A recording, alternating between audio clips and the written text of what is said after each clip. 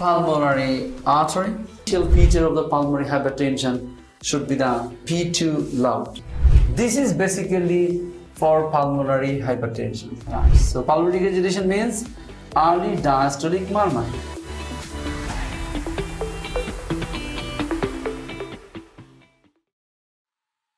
Hello, my dear doctor. So let's start the lectures on cardiology. One of the most important topic actually before going to the valvular diseases, so that we can understand much more better, that is the pulmonary hypertension. One of the important things, and the hemodynamics, and what are the clinical pictures that we can get at the bedside so that we can reach or diagnose the pulmonary hypertension. So let's see.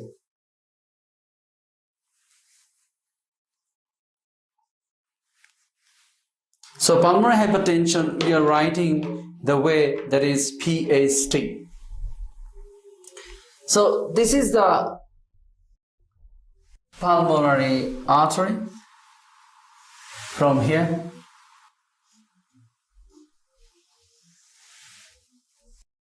And we also like that. So this is the pulmonary valve. So pulmonary artery, pulmonary hypertension. So the pressure from the pulmonary vessels, the pressure will be increased. So this pressure will come back. So this will produce a pressure onto the valve. So the first number features of the pulmonary hypertension should be, number one, pulmonary valve defect, means the pulmonary valve closer, so P2 loud. So what I'm saying, the number one, the most important, the initial feature of the pulmonary hypertension should be the P2 loud.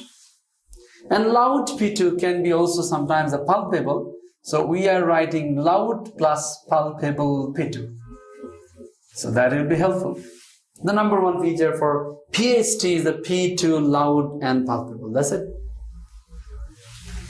Number two, this pressure, ultimately this pressure will come down, and this pressure will give the pressure onto the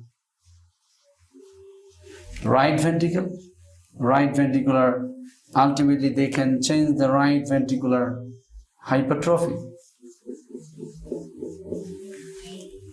So the second effect, actually the right ventricular hypertrophy. These right ventricular hypertrophy are clinically on the bedside. We are getting the left parasternal heave, means LPH. Left parasternal heave. So the second component of the palpable and loud P2, the left parasternal heave, is the feature of pulmonary hypertension. Next, this pressure will go up. This pressure ultimately will go up. Up means into the tricuspid valve. This pressure will go up into the tricuspid valve. And number three, there is that tricuspid regurgitation will produce. The valvular ring will be increased size.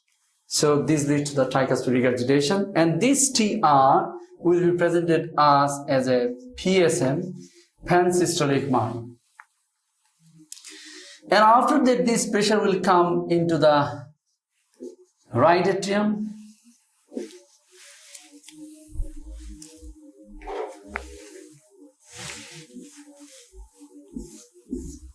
So this will go up into the superior vena cava. And the superior vena cava ultimately into internal jugular vein in the neck. So this internal jugular vein means the right atrial pressure will be increased, and this right atrial pressure will go up into the internal jugular vein that is presented with the raised JVP. So fourth important feature is the raised JVP, raised jugular venous pressure. But what I am saying, the first three features, starting from the palpable and loud P2, left parasternal heave for the right ventricular hypertrophy, and then tricuspid regurgitation. Up to this point, this is basically for pulmonary hypertension, because this is within the heart. But when it goes beyond the heart, means heart is not capable to compensate, to cope up with this pressure. So that is called the heart failed, means the right-sided heart is failed. When we are getting the raised JVP, that is called the right-sided heart is failed. So once again, the right heart failure, the first sign should be the raised JVP. And this pressure and also the downward pressure here, the inferior vena cava, this pressure will come up. These will go onto the hepatic veins and then hepatic congestion. Number 5, so liver congestion. So these will produce tender hepatomegaly.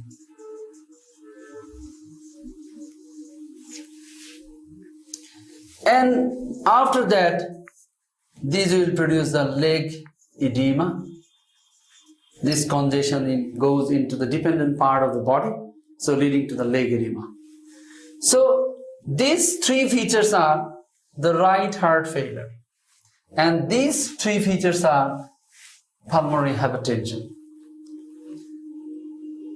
So once again, pulmonary hypertension also can produce this pressure. Sometimes they are giving pressure into the pulmonary valve as well. The ring size will be increased. Sometimes they can produce, I'm writing here, pulmonary regurgitation sometimes. So pulmonary regurgitation means early diastolic murmur.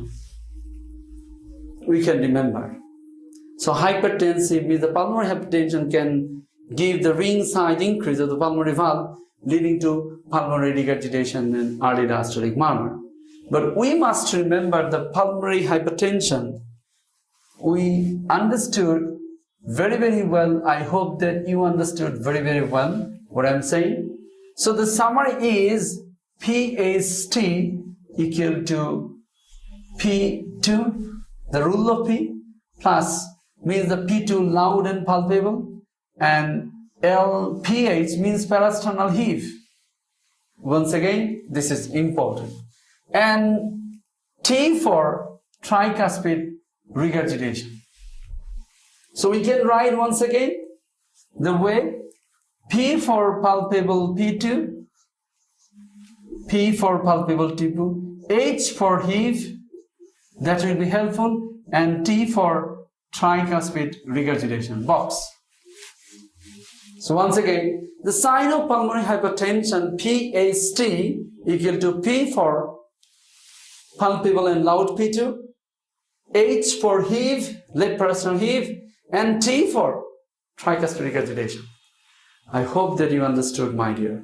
So this is the sign of the PST. So the consequence of the PST is the right heart failure. So what is the right heart failure means? Means starting with the raised JVP plus liver, means hepatomegaly, plus leg edema. That's it. I hope that you understood about the right heart failure and the features of right heart failure. Once again, raised JVP, tender hepatomegaly, and leg edema. Sometimes this tender hepatomegaly also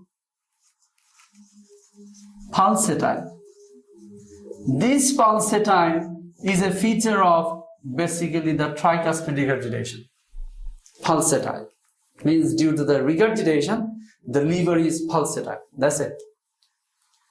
As we learned about the right heart failure features, we need to know about the left heart failure features. So this is very important. We must know what are the features of left ventricular failure.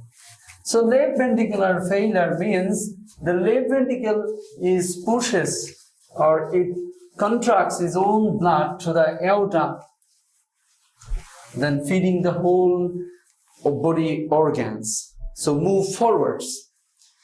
So the left ventricular failure The features are, number one, the most important features are bibasal inspiratory crackles or crepitations. Second important features is S3. Third or so. Third important features is these three important features that we must remember, and third is the pulsus alternans. So box.